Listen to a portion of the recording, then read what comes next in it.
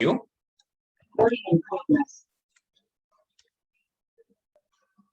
Brother, you're muted.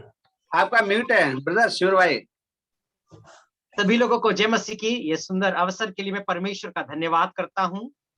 We have been studying the first epistle of Paul to Timothy. और हम लोग जो है प्रेरित पौलुस के द्वारा लिखी हुई जो पहला पत्री है उसके विषय में हम पढ़ते हुए आ रहे हैं। In our first session, we studied the relationship between these two men of God and the circumstances which led Paul to write this. और पहले हम लोगों ने जो है इन दोनों व्यक्ति जो तीमुथियुस और प्रेरित पौलुस के जो संपर्क के विषय में हम लोगों ने अध्ययन किया था। Then in the next session, we studied chapter 1, in which Paul describes some of the false doctrine that was troubling the church at Ephesus. और हम लोगों ने जो है अगला जो विषय को देखा था वो पहली अध्याय है। उस अध्याय में हम लोगों ने जो है जो कलीसिया में बहुत बड़ी एक समस्या बहुत सारे समस्या जो परेशान कर रही थी उस परेशानियों के विषय में प्रेरित पौलुस ने जो है यहाँ पर चर्चा किया है। Then we went to chapter 2, where Paul had some instructions about prayer and the role of men and women in the church. और जो है दूसरा अध्याय में हम लोग इस बात को अध्ययन किया था कि कलीसिया में जो है किस तरीके से अनुशासन और किस तरीके से उस कलीसिया को देखभाल करना चाहिए उसके विषय में प्रेरित पौलुस ने दूसरी अध्याय में चर्चा किया था। Yeah, and there we see also the different roles of men and women in the prayer. और हम लोग ने इस बात को भी चर्चा किए थे कि जो है भाई और बहनों का जो प्रार्थना में उन लोगों का जो रोल क्या होती है इसके विषय में भी हम लोगों ने चर्चा किया था। Then in chapter 3 we studied about elders. और तीसरी अध्याय में जो अध्यक्ष है उनके विषय में हम लोगों ने अध्ययन किया था। Then in chapter 3 we also saw the instructions about the deacons. और तीसरी अध्याय में जो सेवक लोग हैं उनको भी किस तरीके से जो है शिक्षा दी गई है और चिताया गया है उसके विषय में हम लोगों ने अध्ययन किया था। And then in chapter 5 we also studied the instruction that Paul has for the upkeep of the widows in the church. और पांचवा अध्याय में इस बात को भी हम लोगों ने चर्चा किया था कि जो है कलीसिया में जो विधवाएं हैं उन विधवाओं को किस तरीके से देखभाल करने की आवश्यकता है। It is a privilege of the church to take care of widows who are old and who have lived godly lives and who don't have any relatives to take care of them. और ये कलीसिया की जिम्मेदारी होती है कि जो बुजुर्ग विधवाएं होते हैं जो एक प्रभु भय का जीवन उन्होंने गुजारा है उनके लिए जो है कलीसिया का जिम्मेदारी बनती है उनको देखभाल करें। और उसके साथ साथ हम देखते हैं कि जिनका कोई रिश्तेदार वगैरह नहीं होते हैं उन लोगों के लिए जो है कलीसिया का जिम्मेदारी है वे देखभाल करें। And such a woman is of great benefit to the church because she prays and devotes herself to prayer and looks to God for everything. और मेरे प्यारो ऐसे जो स्त्रियां हैं कलीसिया के लिए बहुत ही बड़ा आशीष का कारण है। क्योंकि कलीसिया का विश्वासियों के लिए वे प्रार्थना करते हैं। कलीसिया का जो बाकी स्त्री हैं उन लोगों के लिए एक नमूना जीवन वे व्यतीत करते हैं। Now then Paul has certain further instructions about false doctrine and certain warnings to some people. और जो है हम बाद में इस बात को चर्चा करते हैं देखते हैं कि प्रेरित पौलुस जो है कुछ ऐसे लोगों के लिए जो कुछ सिद्धांत को शिक्षा देते हैं और झूठा शिक्षा जो कलीसिया में चल रही थी उसके ऊपर वो चर्चा करते हैं। And that is what we will meditate on this evening. और आज के शाम के वक्त में आज हम लोग उसी के विषय में जो है अध्ययन करने वाले हैं। Shall we read 1 Timothy chapter 4 and verse 1? आइए हम लोग पहला तीमुथियुस का पत्री उसका चौथा अध्याय पहली आयत को हम लोग पढ़ लेते हैं। परंतु आत्मा स्पष्टता से कहता है कि आने वाले समय में कितने लोग आने वाली आत्मा और दुष्ट आत्मा की शिक्षाओं पर मन लगाकर विश्वास से बहक जाएंगे। Yeah. This is something which will happen later, that is after the time of the apostles. और और ये जो घटना है प्रेरितों के पश्चात, जो प्रेरित लोग मर जाने के बाद ये घटना होने वाली है, इस घटना को यहाँ पर उल्लेख करते हैं। Some people will depart from the faith.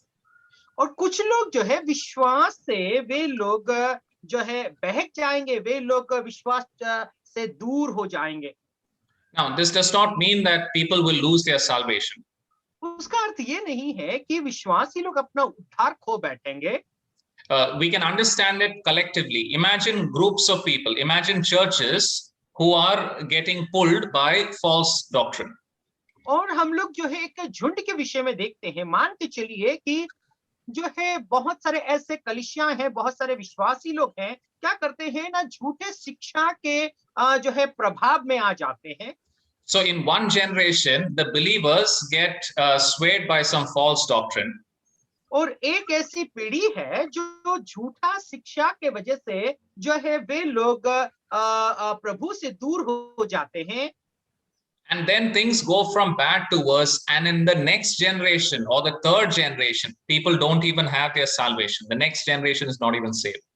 और फिर बाद में उस पीढ़ी खत्म हो जाने के बाद दूसरी और तीसरी पीढ़ी आ जाती है। तीसरी पीढ़ी में वे लोग जो है उनके जीवन में उद्धार का अनुभव भी नहीं है, वे लोग उद्धार क्या होता है इसका कोई अंदाजा नहीं है।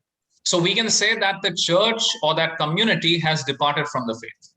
और हम लोग इस तरीके से कह सकते हैं कि वो जो कलीसिया है, वो जो एक भीड़ है, झुंड है, वे लोग विश्वास से वे लोग दूर हो चुके हैं। Yes.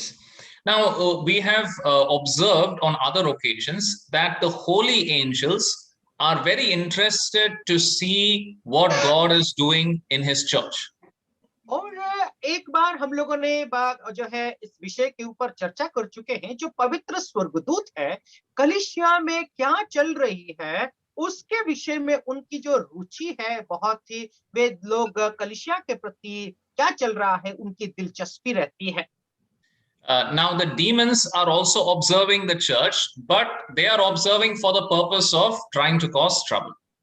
और क्या होता है कि दुष्ट आत्माएं भी कलीसिया के ऊपर नजर लगा करके, निगाह लगा करके बैठे हुए रहते हैं, लेकिन उनका उद्देश्य ये है कि किसी भी तरीके से जो है प्रलोभन दे करके उनको विश्वास से जो है हटा दिया जाए, विश्वास से दूर किया जाए। They hate redemption. They hate it that God has given salvation to men, and they would like to spoil God's work. और मेरे प्यारो, वे लोग जो है उद्धार का अनुभव में जो लोग आते हैं उस जो घटनाक्रम को वे लोग नफरत करते हैं, और उसके साथ साथ जो लोग विश्वास में हैं उनको जो है पथभ्रष्ट करने में वे लोग तले हुए रहते हैं, तुले हुए रहते हैं। They know, the demons know that humans want to become close to God. और वे जानते हैं कि जो दुष्ट आत्माएं जानते हैं कि मनुष्य जाति जो है परमेश्वर के करीब होना चाहता है। Which means that people can be attracted if you offer some shortcut, or shortcut and say that if you do this then you will get close to God. वो मेरे प्यारो, बहुत सारे लोग जो है इसके प्रति दिलचस्पी और रुचि रखते हैं।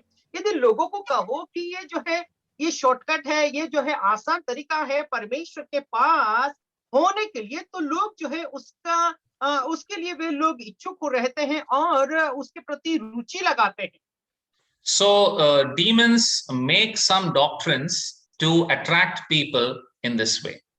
और मेरे प्यारो, जो दुष्ट आत्माएं हैं इसी तरीके से कुछ सिद्धांतों को वे लोग जो है गठन करते हैं ताकि कलीसिया के विश्वासियों को वे आकर्षित कर सके। Let us read chapter 4 verse 2. आइए हम लोग चौथा अध्याय का दूसरी आयत को पढ़ लेते हैं। पर यह उन झूठे मनुष्य के कपट के कारण होगा जिनका विवेक मानो जलते हुए लोहे से दागा पाया है। Yeah. Now, if someone wants to know what is the true way to become close to God, then it is revealed in the Bible.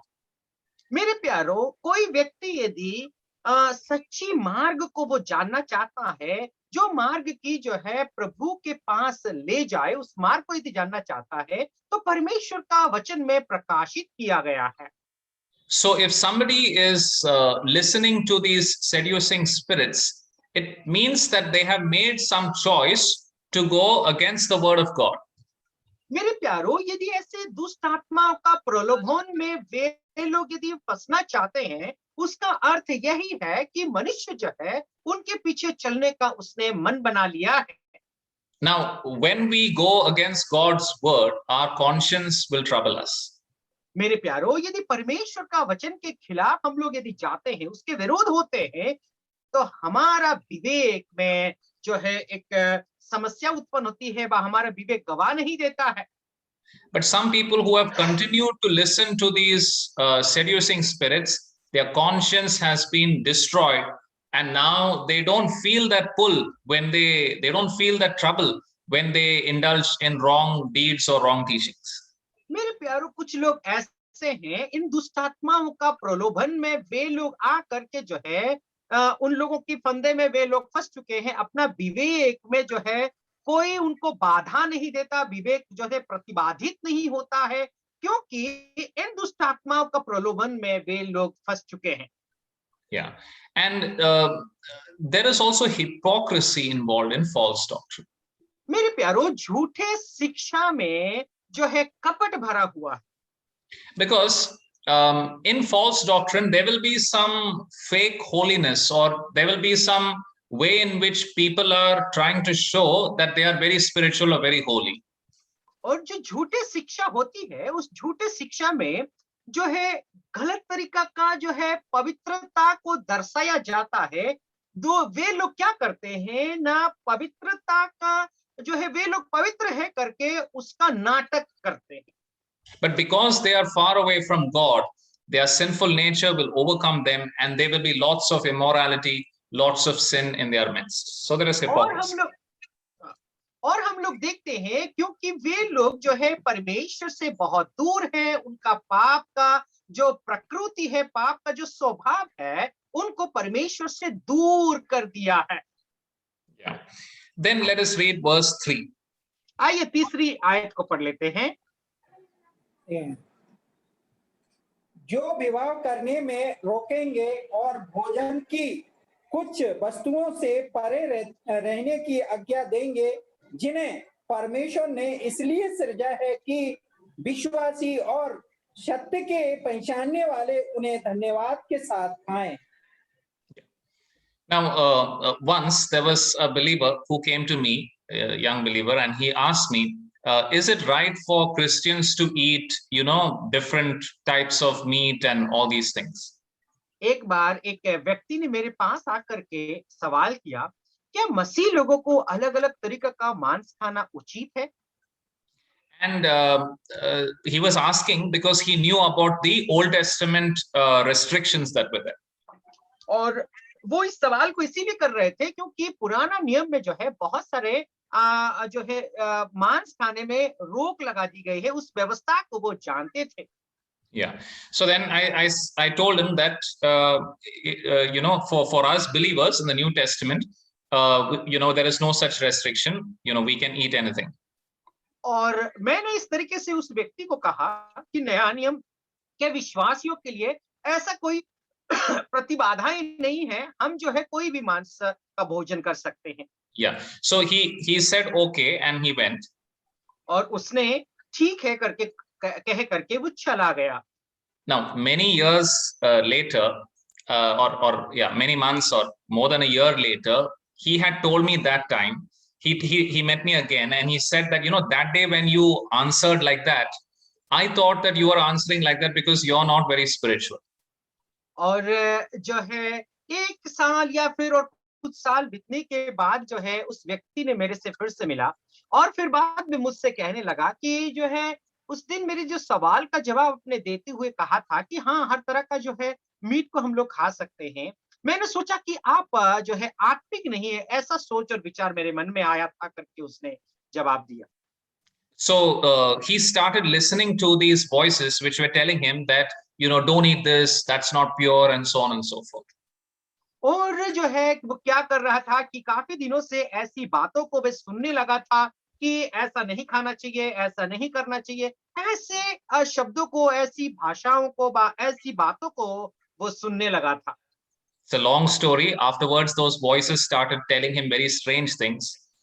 और ये बहुत बड़ी लंबी कहानी है, क्योंकि वो जो आवाजें थी, वो जो लोग कह रहे थे, वे लोग जो है कुछ अलग-अलग प्रकार की बातों को कहने लगे थे। Somehow he came to his senses when this same voice was telling him to jump down from a mountain. You know, God is going to protect you.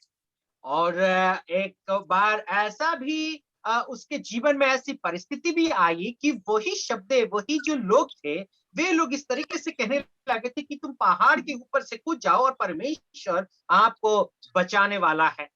So then he understood that these voices were coming, the thoughts were coming from the evil one. और फिर बाद में उस बात को उसको अंदाजा हुआ, पहचान हुई कि ये जो है दुष्ट लोगों की ओर से ऐसी बातें निकलती है, उनको समझ में आई। Now, both marriage and food are God's provision for us. मेरे प्यारो, शादी व ब्याह और भोजन जो है परमेश्वर की ओर से दी जाती है।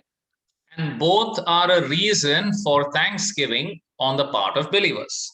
मेरे प्यारो, एक विश्वासी का जीवन में ये दोनों विषय को लेकर के उसको धन्यवाद देने की जरूरत है। Yeah. Let us read verse 4. आइए हम लोग चौथी आयत को भी पढ़ लेते हैं। एक minute.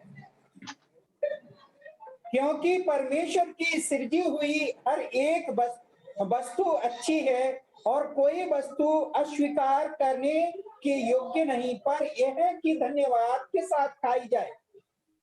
Yeah. Everything that God has made is good. और परमेश्वर ने जो कुछ भी बनाया है, सब वस्तुएं अच्छी है। So this includes marriage, this includes all the plants and the animals which are there for food. मेरे प्यारो, ये सब कुछ जो है शादी से लेकर के जो पेड़ पौधे और फिर पशु और खाना, ये सब कुछ जो है अच्छी है। Now, after Adam and Eve sinned, the ground has been cursed, and it is true that some plants or some animals, some things have become poisonous. मेरे प्यारो, जैसे कि आदम के पाप के वजह से उसके बाद जो है परमेश्वर की जो है श्राप आई, उस श्राप के कारण ऐसे कुछ पौधे हैं, ऐसे कुछ पेड़ हैं जो अभी जहरीला हो चुका है।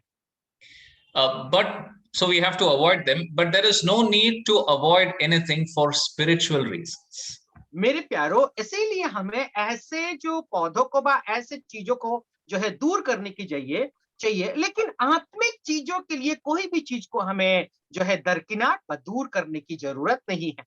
The people of Israel were given some dietary restrictions in the Old Testament. पुराना नियम में यदि देखें तो इजराइल के लोगों को परमेश्वर ने भोजन वस्तु को लेकर के कुछ ऐसे जो है रोकथाम परमेश्वर ने लगाया था। But that was to show them and to teach them their separation from other nations. और ये सब कुछ परमेश्वर ने इसीलिए ऐसी आज्ञाओं को दी थी ताकि वे लोग जो है बाकी देश और बाकी जो जातियां हैं, उन जाति से अपने आप को अलग करके रखें। Now, that was necessary for God to prepare them to be His people through whom He would send the Savior into the world. और ये सब कुछ इसीलिए जरूरी था ताकि परमेश्वर उनको उसी तरीके से तैयार करे और प्रभु यीशु मसीह को उन्हीं की वंश से जो है पापियों को उद्धार करने के लिए भेजे। So they needed to be close to God when the whole world was in idolatry. मेरे प्यारो, जब संसार के सारे लोग जब मूर्ति पूजा में अपने जीवन को व्यस्त करके रखे हैं, ऐसे वक्त में उनको आत्मिकता और जो है अलग हो करके रहने की जरूरत थी। But since the Lord Jesus died and the church has started and the way is open for the Gentiles, these dietary restrictions do not apply. मेरे प्यारो, क्योंकि प्रभु यीशु मसीह ने जो है क्रूस पर मर चुके हैं, पुनरुत्थित हो चुके हैं, कलीसिया का स्थापना हुई है, अभी वर्तमान में जो भोजन वस्तु का जो रोकथाम लगी थी, उसमें नया नियम का विश्वासियों के लिए लागू नहीं है। Now, Peter also learned this when he saw that vision in which there were many animals. और इस विषय में जो है पतरस को भी एक सीख मिली थी जब उन्होंने ऐसी एक दर्शन को देखा था जो अशुद्ध वस्तु व अशुद्ध पशुओं का बलि करके जो है खाने के लिए उनको अनुमति दी गई थी। Yeah, let us read verse 5. आइए 5वीं आयत को पढ़ लें। एक मिनट, 5वीं आयत। क्योंकि परमेश्वर के वचन और प्रार्थना के द्वारा शुद्ध हो जाती है। Yeah. Now, suppose you see some of the animals that people eat in another country, you might feel that this is very strange. Why do they eat such things? How can they eat them? और मेरे प्यारो, यदि विभिन्न प्रकार के पशु और ऐसे जानवरों का जो भोजन व सेवन दूसरे देशों के लोग करते हैं, तो आपको जो है थोड़ा सा अजीब सा महसूस होती है। अरे ऐसा काम को क्यों करते हैं, ऐसा जो है भोजन वे लोग क्यों करते हैं, आपको ऐसा लगता है। You know, long back, those were the days when teams from different countries would come to India for evangelism. I remember when I was very small, there was a Chinese man in one of the teams. और जो है काफी समय पहले लोग क्या करते थे ना, जो है सुसमाचार प्रचार करने के लिए अलग अलग टीम बना करके जो है भारत में आया करते थे। और ऐसा एक व्यक्ति को मैं जानता हूं कि मैं जब छोटा था कि चीन देश एक टीम में जो है एक व्यक्ति आया हुआ था।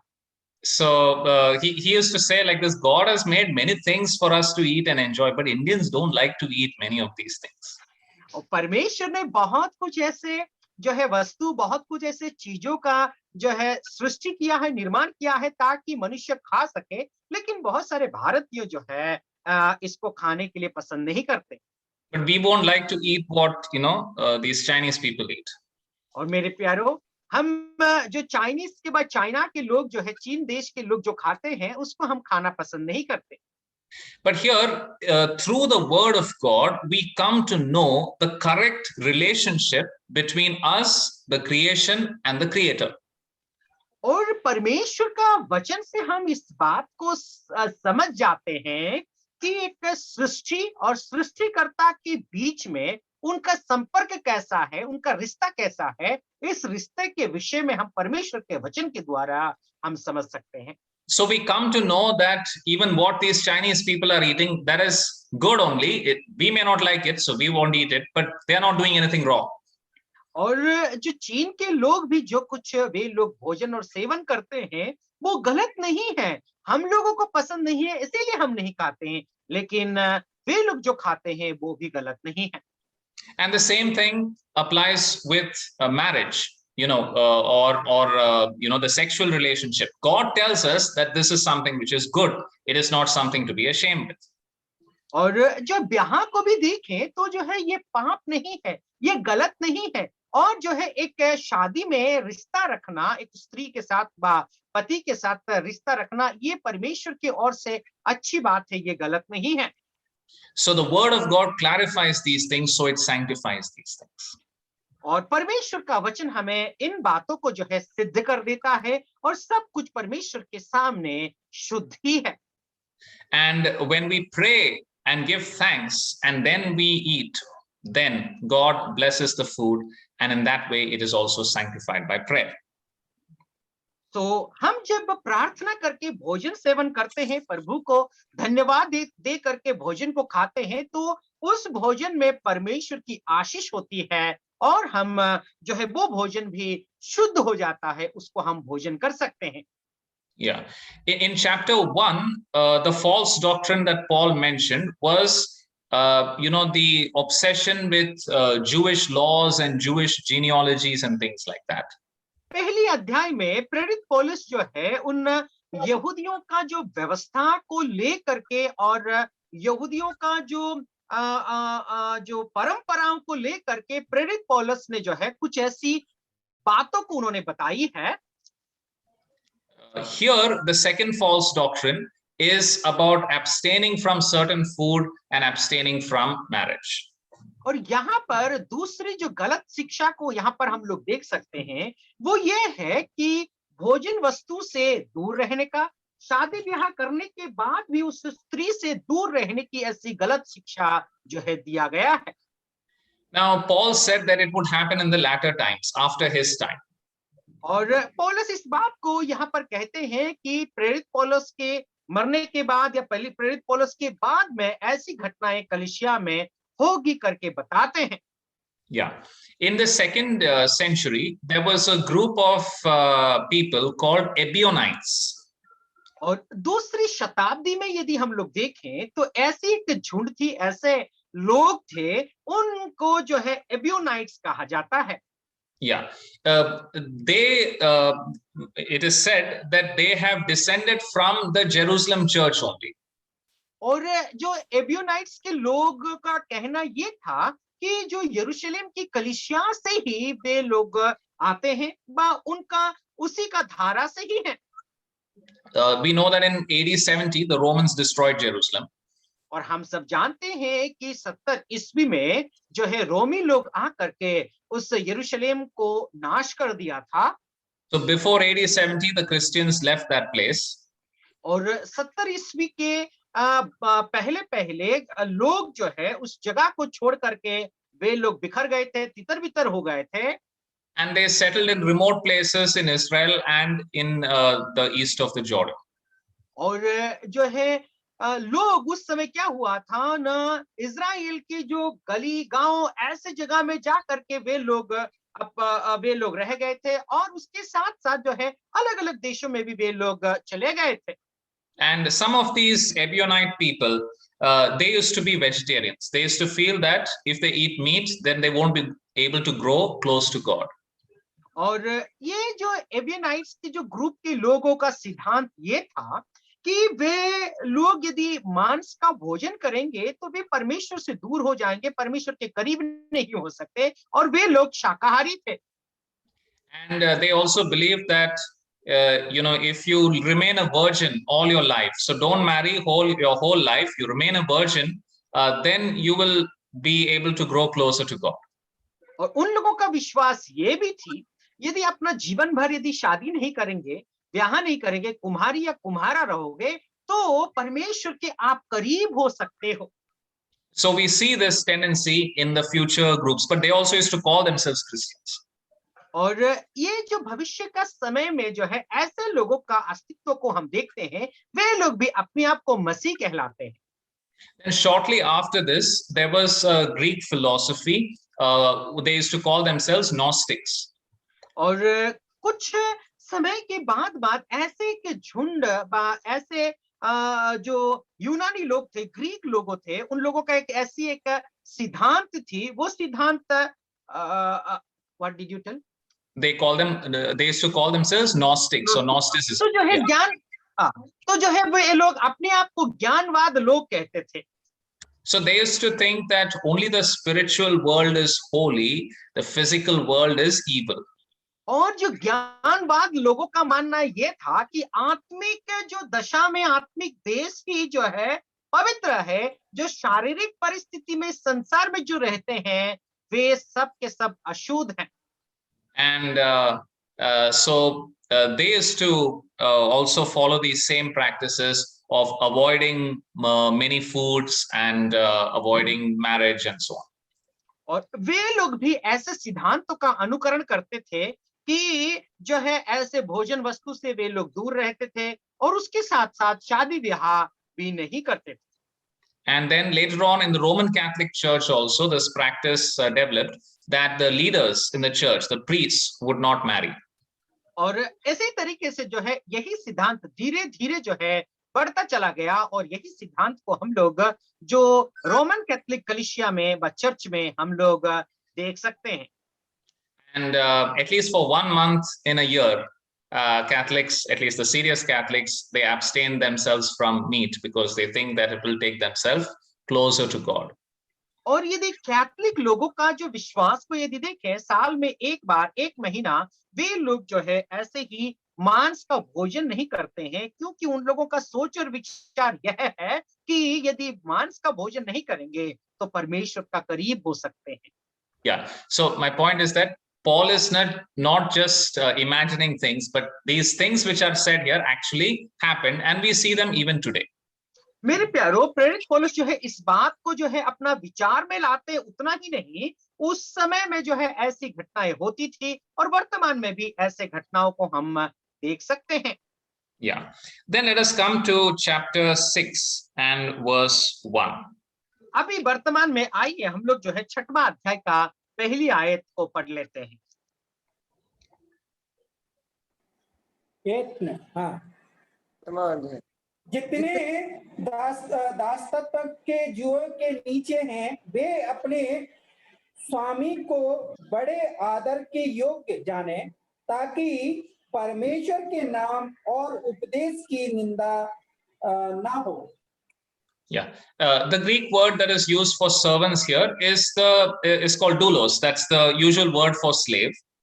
और यहाँ पर जो दास के लिए ग्रीक भाषा में एक शब्द का इस्तेमाल किया गया है, वो शब्द जो है डूलस, और वही शब्द को दास के लिए इस्तेमाल हर बार की जाती है। Yeah. Now this Roman system was not a very kind and comfortable system.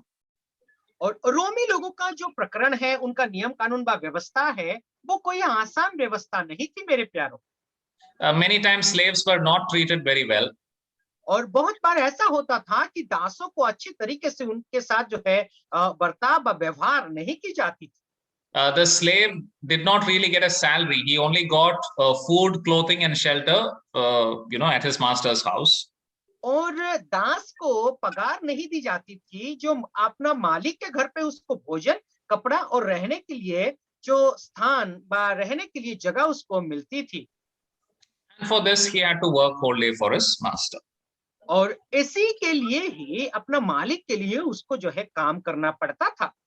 And there was a big difference in social status between the masters and the slaves. और उसी तरीके से हम यदि देखें तो सामाजिक स्तर पर भी यदि देखें तो मालिक का ऊंचा दर्जा होती थी और दास का नीची दर्जा होती थी। And of course, there were many slaves who were not very happy with this. And in the Roman Empire, there were movements of slaves trying to rebel, trying to, destroy their master or harm their master in some way.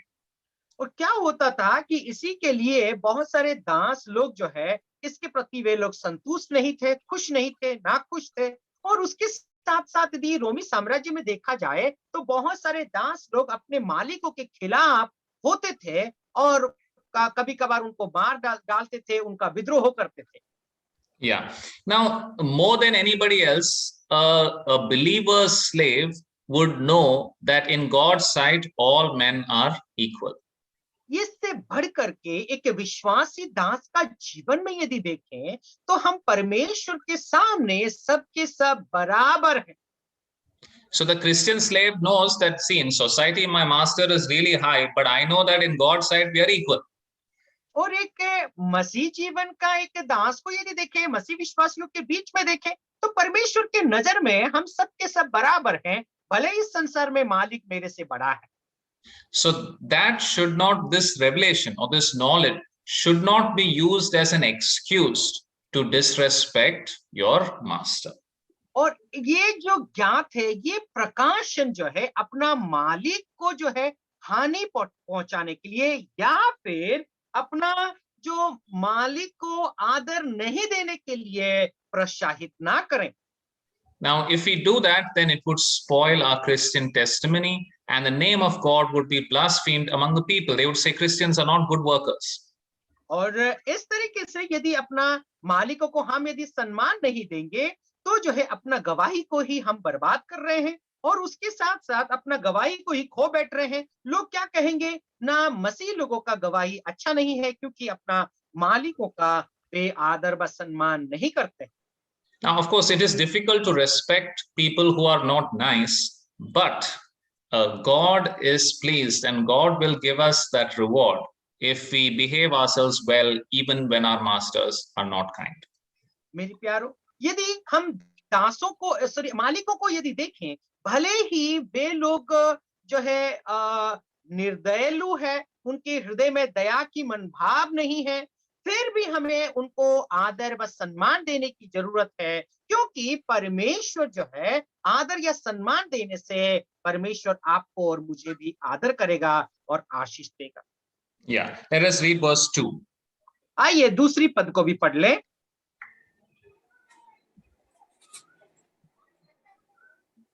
और जिनके जिनके स्वामी विश्वासी हैं उन्हें वे भाई होने के कारण तुच्छ न जाने, वरन उनकी और भी सेवा करें, क्योंकि इसमें लाभ उठाने वाले विश्वासी और प्रेमी हैं। इन बातों का उपदेश किया कर और समझाता रहे। Yeah. Now, if the master is a Christian, then the believing slave knows that the master is not going to be cruel to him. और यदि जो विश्वासी मालिक यदि विश्वासी है और दास यदि इस बात को जानता है, तो वो ये समझता है कि मालिक जो है अपना दास के प्रति कभी भी कठोरता नहीं दिखाएगा। And he knows that the Christian slave also knows that his Christian master also knows that in God's sight all are equal. और जो क्रिश्चियन मसीही मालिक भी जानता है, मसीही दास और जो मसीही मालिक परमेश्वर की नजर में सब के सब बराबर है। Maybe there were some people, slave and master, part of the same assembly. और हो सकता है कि दास और मालिक एक ही कलीसिया के हो सकते हैं। Perhaps the slave had the gift of preaching or something. So he was preaching in the church, but maybe the master did not have that spiritual gift. और हो सकता है जो उस कलीसिया में जो दास है, उस दास के जीवन में प्रचार करने की वरदान है, और मालिक वहां पर जो बैठा है प्रचार करने का वरदान उसको नहीं होगी। Maybe the slave was progressing more in his Christian life than the master. हो सकता है दास जो है अपना मसीह जीवन, आत्मिक जीवन में उसका दिन ब दिन बढ़ोतरी दे सकते हैं, लेकिन मालिक के जीवन में बढ़ोतरी नहीं हो सकती है। If all these things are happening, Paul is saying, do not use that as an excuse to disrespect your Christian master. और ये सब कुछ घटना यदि कलीसिया में होती है, इन घटनाओं को लेकर के अपना जो मसीही मालिक है उसको तुम अनादर ना करो। Yeah, it's not our job, it's not our employee's job to teach the master, what is justice and what is kindness and so on. और ये जो है हमारा काम नहीं है, ये है जो है एक दास का जो मसीह व्यक्ति लोगों का काम नहीं है कि किस तरीके से एक मसीही मालिक को हम शिक्षा दें। Yes. Now, remember this, that what Paul is saying here, how much more true or how much more applicable it is in our age, because in our age, nobody is forced to work for anybody. We have so many benefits. So what he says, we should obey with much more easiness than the first century Christians. और आज का शताब्दी में आज के जमाने का लोगों को यदि देखें, तो कोई भी व्यक्ति को जो है काम करने के लिए उसको जबरदस्ती नहीं की जाती है, और जैसे कि पहले शताब्दी में होती थी, तो आज अपने जो मालिकों को सम्मान देना कितना आसान है। Yes. Then let us read verse 3. आइए तीसरी आयत को भी पढ़ ले। 6वां अध्याय। यदि कोई और ही प्रकार का उपदेश देता है और खरी बातों को, अर्थात हमारे प्रभु यीशु मसीह की बातों को, और उस उपदेश को नहीं मानता जो भक्ति के अनुसार है। Now some people are there who will teach otherwise, who will teach the opposite. और कुछ लोग ऐसे हैं जो विपरीत शिक्षाओं को देते हैं। So they will say that servants should fight for the rights, with the masters, and they should rebel and so on. कुछ लोग ऐसे शिक्षा देंगे कि दास लोग जो है अपने मालिकों के खिलाफ होना चाहिए, उनका विद्रोह करना चाहिए। Now, such people, Paul says, are driven by covetousness, by greed for wealth. और ऐसे लोगों को प्रेरित पौलुस कहते हैं, वे लोग जो है अपना लोभ और लालच के कारण ऐसे काम को वे लोग करते हैं करके प्रेरित पौलुस यहाँ पर बताते हैं। The Lord Jesus spoke much against covetousness. और ऐसे ही लोभ के विषय में प्रभु यीशु मसीह ने बहुत सारे ऐसी बातों को कहा है। In fact, once there was a person who wanted the Lord to judge between him and his brother concerning his inheritance. और एक बार ऐसा हुआ कि एक व्यक्ति जो है अपना भाई और उसके बीच में जो बंटवारा को लेकर के प्रभु यीशु मसीह को बिचवाही करके बोलने के लिए यीशु मसीह से उसने कहा था। So maybe it was a true case that he should have got some of the money. और ये हो सकता है, ये सच बात है कि उस व्यक्ति को जो है कुछ पैसा उसको मिलना चाहिए था. But at that point of time, the Lord Jesus gave a warning: do not be covetous for money. और ऐसे वक्त में प्रभु यीशु मसीह वहां पर शिक्षा देते हैं, पैसा के प्रति लोभ या लालच नहीं करना. So these are the wholesome words. These are the wholesome teachings of the Lord Jesus. और यही है पूर्ण बातें जो प्रभु यीशु मसीह की शिक्षा है. And these are the teachings that lead us to godliness. और यही सब शिक्षाओं के जरिए ही हम प्रभु का भक्ति की और विश्वास में बढ़ सकते हैं. Yeah, let us read verse 4. आइए चौथी आयत को पढ़ लें. जी, तो वह अभिमानी हो गया और कुछ नहीं जानता, वरन उसे विवाद और शब्दों पर तर्क करने का रोग है, जिससे ढाई और झगड़े और निंदा की बातें और बुरे बुरे संदेह. Yeah. Now the people who teach otherwise, who encourage servants to rebel against their masters, they are obsessed with controversial questions and words. और जो है हम इस बात को समझ सकते हैं कि जो लोग अपने मालिकों के विरोध होने के लिए और मालिकों के जो है खिलाफ होकर के बात करने के लिए ऐसी शिक्षाओं को देते हैं, उनके जो लोग शिक्षा देने वाले लोग हैं, उनके जीवन में जो है कुछ ऐसे सवाल से वे लोग घेरे हुए रहते हैं. Like for example, they will ask a question like this. और उदाहरण स्वरूप ऐसे सवालों को वे लोग पूछते हैं, can you claim to love justice and not do anything about the injustice that is there in this country? और क्या आप जो है न्याय को आप पसंद करते हैं और देश में जो है अन्याय हो रहा है, उस बात को देख करके क्या आप सह सकते हो? ऐसे सवाल को करते हैं. So here they are forgetting an important principle in the New Testament. और यहाँ पर नया नियम की बहुत बड़ी सिद्धांतों को वे लोग भूल जाते हैं. That is the difference between taking a stand about an issue and acting or devoting one's energy towards that issue. और ऐसा है कि कुछ ऐसी घटना है, उस विषय के प्रति जो है एक निर्णय लेना और अपने आप को अलग करके उस घटना के प्रति जो है प्रतिबद्ध हो करके उसके लिए जिम्मेदारी उठाना व उस सिद्धांत को शिक्षा देना, ऐसा है. Suppose the Indian Railways decides that for the same work, different people will get paid different salary. और मान के चलिए कि भारत सरकार की जो है जो रेल मंत्रालय है, उसमें एक ही काम को अलग अलग लोगों को अलग अलग प्रकार की जो है तनख्वाह दी जाती है. So then that is injustice. और ये तो गलत है, ये अन्याय है. So as if someone asks us as Christians, what do you believe? Don't you believe that this is wrong? Then we'll say, yes, we believe this is wrong. और यदि मसीह होने के नाते कोई सवाल आकर के पूछता है, क्या इस घटना को आप देख करके ये गलत है करके मानते हैं कि नहीं, तो हम लोग कह लेंगे हाँ ये गलत है. So then what is your assembly doing? There are railway employees going on strike for this. Aren't you supporting them?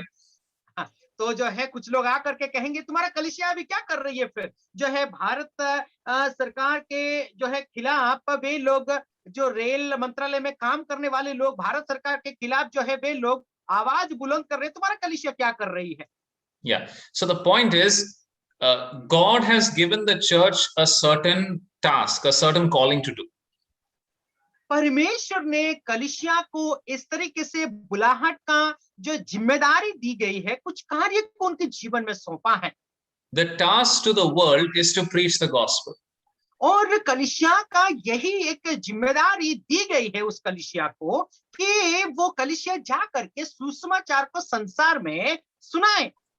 Not to force the masters to give the servants the correct salary.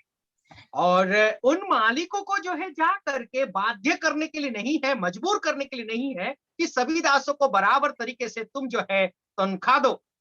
So Paul says a person who is preaching this false doctrine does not understand the biblical truth properly. और प्रेरित पौलुस यहाँ पर इस बात को बताते हैं कि जो लोग ऐसे शिक्षा को देते हैं वे लोग परमेश्वर का वचन का सिद्धांतों का सही शिक्षा नहीं देते हैं. And he says that these movements or this kind of teaching will lead to envy. और इस प्रकार की शिक्षा जो है क्या करेगा, न कलीसिया में बहुत बड़ी एक झगड़ा को उत्पन्न करेगा और लड़ाई को उत्पन्न करेगा. Yeah, for example, you know, in America, the railway employees, they have to work only 5 days a week, but here we have to work 6 days a week. We will feel very upset about that and we will start campaigning about this. और ऐसा होता है कि America में यदि देखा जाए तो रेलवे के लोगों को हफ्ते में 5 दिन काम करना पड़ता है, लेकिन भारत में देखा जाए तो रेलवे के लोगों को हफ्ते में 6 दिन काम करना पड़ता है. उस बात को लेकर के हम जो है बहुत परेशान हो जाते हैं. And suppose some policy is there in the railway and another assembly member has a different view on this, then we will start fighting about these things. और मान के चलिए कि दूसरा कलीसिया का व्यक्ति इस घटना को लेकर के उसका मंतव्य अलग होता है, तो उसकी वजह से उस कलीसिया के साथ हमारा कलीसिया जो है लड़ने में उतर जाता है. And we will also misunderstand Christians. और जो है मसीह लोगों को जो है गलत तरीके से हम लोग ले लेंगे, गलत समझ बैठेंगे. Yeah, even today in the world, there are many people who will think like this, that if you are not protesting against something, it means that you are supporting that. और आजकल का लोगों का सोच और विचार ऐसा भी बन गया है, यदि आप इस घटना के प्रति विरोध नहीं करते हैं, उसका मतलब तुम जो है उस घटना को व उस बात को तुम उसको सपोर्ट करते हैं. Yeah, the biblical principle is this: if anyone asks us, what do you stand for, right and wrong, we will give our policy, we will state our values. और परमेश्वर का वचन का सिद्धांत ये है, कोई यदि सवाल करता है कि इस घटना व इस विषय के प्रति तुम्हारा जो है तुम किस बात को मानते हो, तुम सपोर्ट करते हो कि नहीं करते हो, यदि कोई सवाल पूछता है तो हम इस तरीके से उसकी जवाब देते हैं. If I'm a believer whose job is to do these things, job is to make these laws, suppose I'm a politician, then God expects me to do what is right according to the Bible. और यदि मान के चलिए कि परमेश्वर का वचन यदि ऐसा काम करने के लिए आपको अनुमति देता है, तो once again I could not concentrate, sorry. I meant to say, suppose God has made me a politician. मान के चलिए कि परमेश्वर ने मुझे एक राजनेता बनाया है और रेलवे मिनिस्टर, और मान के चलिए कि जो रेल मंत्रालय का मंत्री बनाया है, then it is my job to do things in a fair and a just way. और ऐसे वक्त में मेरा जिम्मेदारी होती है कि जो सही कार्य होता है बस सही तरीका होता है, इस तरीके से मुझे उस कार्य को निभाना जरूरी है. You know, many of us know that in England, the people of England used to go to Africa and they used to kidnap slaves and bring them to England. और ऐसा होता था, आप सब लोग जानते हैं कि इंग्लैंड के लोग जो है अफ्रीका में जाते थे और वहां के लोगों को जो है पकड़ करके ला करके अपने देश में गुलाम बनाते थे. Now, there was a man called William Wilberforce. He was a believer and he was a member of parliament. और what's his name? William Wilberforce. और ऐसा एक व्यक्ति था, वो एक विश्वासी था और उस जो है संसद भवन का एक सदस्य था, और वो एक सदस्य था. And he made a rule. He got a bill passed in parliament to stop this. और उसने क्या किया, एक ऐसे कानून व्यवस्था को उन्होंने बनाया ताकि ऐसे जो घटनाएं काम हो रही है उसको बंद करने के लिए उसने ऐसी एक काम की. But it is not the job of every believer and every church to stop all the injustice that is happening in the world. और ये हर विश्वासी का जिम्मेदारी नहीं होती है कि संसार में कहीं पर भी अन्याय होता है तो उस अन्याय को बंद करने का एक विश्वासी का ही जिम्मेदारी नहीं बनती है. Yeah, verse 5. आइए 5वीं आयत को पढ़ लें. 5वीं आयत, ओके. और उन मनुष्यों में व्यर्थ रगड़े झगड़े उत्पन्न होते हैं जिनकी बुद्धि बिगड़ गई है और वे सत्य से विहीन हो गए हैं, जो समझाते हैं कि भक्ति कमाई का द्वार है. Yes. The motivation is here. They believe that the purpose of our faith is so that we can become rich. और यहाँ पर हम लोग देखते हैं कि हमारा विश्वास का जो उद्देश्य यही है ताकि हम अमीर हो जाएं। Okay, but the greatest problem in our life is not our poverty, it is not our injustice. The greatest problem is our sin. और यदि मनुष्य का जीवन को यदि देखें तो हमारा गरीब ही सबसे बड़ी समस्या नहीं है, लेकिन हमारा सबसे बड़ी समस्या यही है कि वो हमारा पाप है। Yeah, and a corrupt mind does not understand this. और ये जो भ्रष्ट मन ऐसी बातों को वो समझ नहीं पाता। Then Paul speaks about the biblical attitude to money. यहाँ पर फिर बाद में पौलुस जो है एक विश्वासी व परमेश्वर का वचन के अनुसार पैसों के प्रति हमारा रुख कैसा होना चाहिए, ऐसी बातों को प्रेरित पौलुस करते हैं। Let us read verse 6. आइए 6वीं आयत को पढ़ ले। पर संतोष सहित भक्ति बड़ी कमाई है। Yeah, contentment is obtained by resting in God. जो है संतुष्टि परमेश्वर के ऊपर भरोसा करके प्राप्त कर सकते हैं। The one who is become godly and the one who is also content and happy is in a very good position. जो व्यक्ति प्रभु उस व्यक्ति के जीवन में यदि परमेश्वर का भय है, भक्ति है, और उस व्यक्ति के जीवन में यदि संतुष्टि है, तो वो व्यक्ति परमेश्वर के नजर में बहुत अमीर है। Because God can use a joyful person. क्योंकि परमेश्वर ऐसे एक खुशी मन रखने वाले व्यक्ति को इस्तेमाल करते हैं। No, you cannot go with a very unhappy face and tell people the gospel, isn't it? आप जो है दुख भरा हृदय से आप किसी का घर पे किसी व्यक्ति के पास जा करके सुसमाचार को प्रचार नहीं कर सकते। Let us read verse 7 and 8. आइए 7वां और 8वां आयत को पढ़ लें। क्योंकि ना हम जगत में कुछ लाए हैं और ना कुछ ले जा सकते हैं। यदि हमारे पास खाने और पहनने को है तो इन्हीं पर संतोष करना चाहिए। We are, as human beings, we are going to remain for eternity. जैसे कि मनुष्य होने के नाते ये मनुष्य जाति जो है हम अनंतता तक हम लोग जो है जीवित रहने वाले। So we should value those things which we can take with us for eternity. हमें ऐसी चीजों को महत्वता देना जरूरी है जो चीज की अनंतता तक हम लोग ले जा सकते हैं। So I cannot take my house with me, but I can take my relationship, my knowledge of God.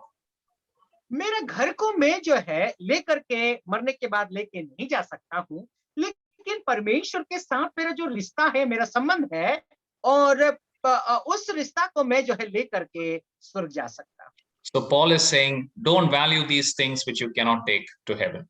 और यहाँ पर इस बात को पौलुस जो है कहते हैं, ऐसी बातों को तुम महत्व नहीं देना जिन बातों को आप लेकर के नहीं जा सकते। Yeah, the word for clothing here means a covering. You can understand it includes a shelter also. और यहाँ पर जो वस्त्र के विषय में कहा गया है, वो जो है आप समझ सकते हैं कि जो है ओढ़ने वाली चीज को भी मतलब ओढ़ने वाली चीजों के लिए भी इस्तेमाल किया गया है। Yeah, that means a home, a shelter, a covering for us to live in also. और उसका मतलब ये भी हो सकता है कि जो रहने की जगह है जहां पर आप और मैं रहते हैं। So with these things we must be content. और ऐसे चीजों से ही हमें संतोष रहने की जरूरत है। You can include the things that you need for getting your food and clothing and shelter. Like if your work is on a laptop, if your office work is on a laptop, then you can include your laptop. That is also a necessity. और आप मान के चलिए कि आपका कोई यदि office में कोई कार्यालय में काम करते हैं, आपको यदि लैपटॉप के जरिए जो है काम करना होता है, तो आप उस लैपटॉप को ले सकते हैं और उसके जरिए काम कर सकते हैं। All these things are essential things. If you have these things, let us be content in them. और ये सब कुछ जो है जरूरत जो जरूरत चीज है, हमारे रोज भरी जरूरत चीज है, तो इन जरूरतों को लेकर के आप संतुष्ट करिए। Now, contentment comes if you know, if you have understood what is real spiritual wealth.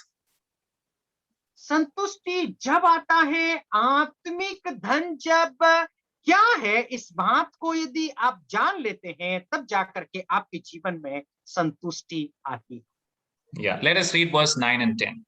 आइए 9वां और 10वां आयत को पढ़ ले। पर जो धनी होना चाहते हैं वे ऐसी परीक्षा और फंदे और बहुत सी व्यर्थ और हानिकारक लालसाओं में फंसते हैं जो मनुष्यों को बिगाड़ देती हैं और विनाश के समुद्र में डुबा देती हैं, क्योंकि रुपयों का लोभ सब प्रकार की बुराई की जड़ है, जिसे प्राप्त करने का प्रयत्न करते हुए बहुतों ने विश्वास से भटककर अपने आप को नाना प्रकार के दुखों से छलनी बना लिया है। Do not aspire for a higher lifestyle, even if you see other believers having it.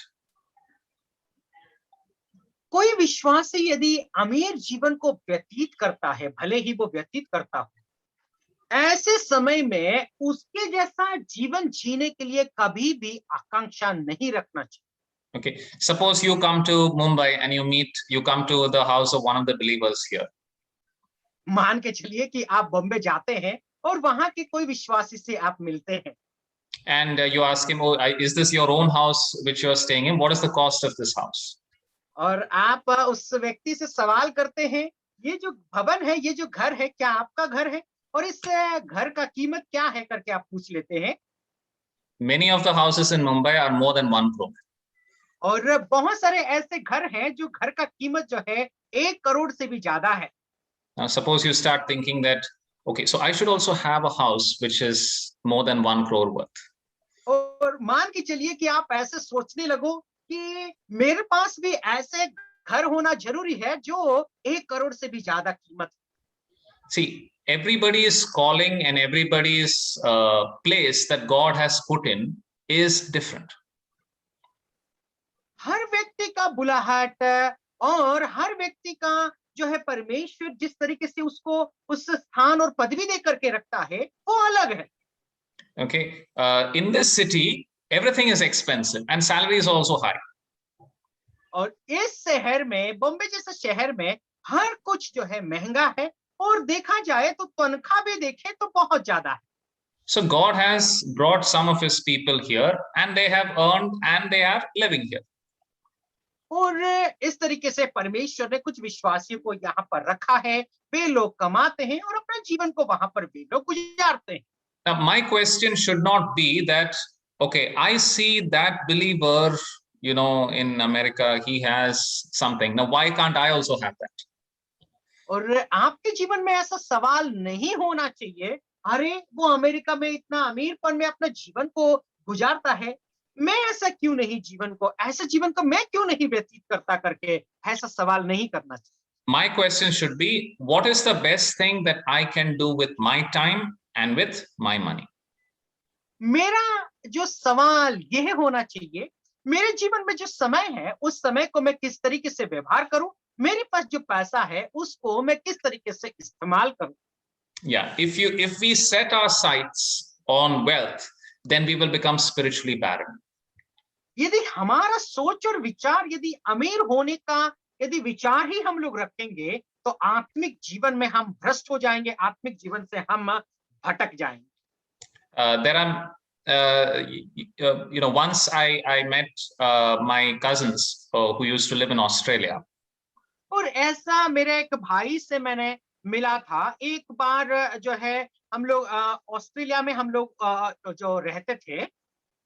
So they were talking about many of the Indians who had come there for work, and they were talking about their families. और बहुत सारे भारतीय लोग जो है वहां पर गए थे और काम करने के लिए गए थे और उनके विषय में वे लोग बातें कर रहे थे। And so they said, the children of these Indian believers are not getting saved. और वे लोग इस तरीके से बातें कर रहे थे कि जो वहां के भारतीय विश्वासी लोगों के जो बच्चे हैं वे लोग उद्धार नहीं पा रहे हैं। The reason is that they know very well that their parents have come here looking for money. और वे लोग, ये कारण ये है कि उनके बच्चे जानते हैं कि वे लोग पैसा कमाने के लिए आए हैं और इसीलिए वे लोग उद्धार नहीं पाते। So no matter how much their parents tell them about God, it does not enter their mind. और हो सके कितना भी वे लोग परमेश्वर के बारे में अपने बच्चों को बताए, वो सब कुछ बातें उन लोगों के दिमाग में नहीं जाता है। In verse 10, Paul says they have pierced themselves with many sorrows. और 10वीं आयत में पौलुस कहते हैं कि वे लोग अपने जीवन में बहुत सारे ऐसे जो बुराई है और दुख है वो कमा लिया है, वो पा लिया है। Yeah. So these were some instructions of Paul about false doctrine. और ये सब कुछ ऐसे सिद्धांत थे जो झूठी शिक्षा के विषय में प्रेरित पौलुस शिक्षा देते हैं। First, there was a false doctrine of abstaining from food and from marriage. और पहला जो है हम लोगों ने देखा कि ऐसी झूठी शिक्षा उस कलीसिया में थी जो खाना व भोजन वस्तु और उसके साथ साथ विवाह को लेकर के झूठी शिक्षा वहां पर थी। And then there was also a false doctrine which was encouraging the servants and the slaves to rebel against their master. तो वहां पर ऐसी झूठी शिक्षा भी प्रचलन थी जो शिक्षा की अपने जो मसीही मालिक लोग थे उनके खिलाफ उठने के लिए उन दासों को प्रोत्साहित कर रही थी। And this false doctrine was motivated by the love of money. और ये जो झूठी शिक्षा है किस तरीके से उलाहना दी जा रही थी, क्योंकि पैसों की लोभ के कारण ही ऐसे झूठी शिक्षा वहां पर फैल रही। May God help us to avoid these false things and live lives that glorify. परमेश्वर हमें ऐसी झूठी शिक्षा से बच करके एक परमेश्वर ऐसे जीवन को हम लोग व्यतीत करें जिसके जरिए परमेश्वर की महिमा। Thank you so much, dear brother Johnny, for the wonderful message that it is